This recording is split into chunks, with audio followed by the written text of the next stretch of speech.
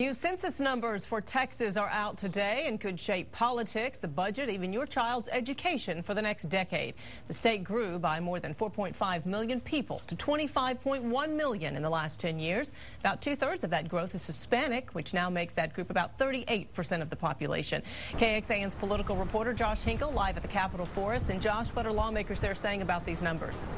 Well, the big talker has been the budget. You see, a lot of the budget items here at the Capitol are based on a formula. We're talking things like education. So the more population growth you have, the more money you're going to get for specific programs in your areas. Another big talker today, redistricting. These numbers could really shake up your voting district.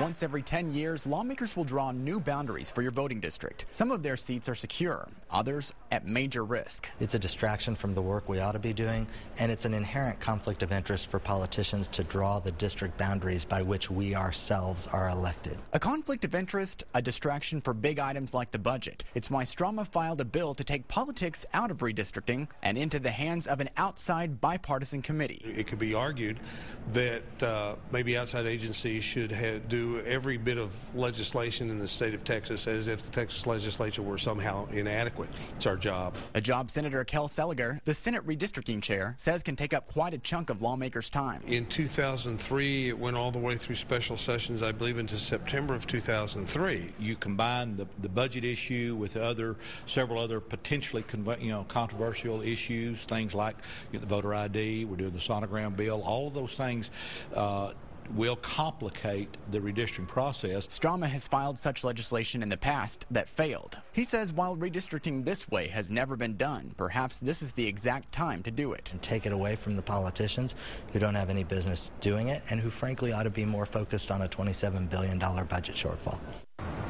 Now, particularly with redistricting and these census numbers, you'll want to pay attention if you live in rural areas. You see 90% of the population growth over the last decade has happened here in big cities like Austin. So if you do live in those rural areas, there is the threat you could lose your representative as they start to redistrict, and that person is your voice here at the Capitol.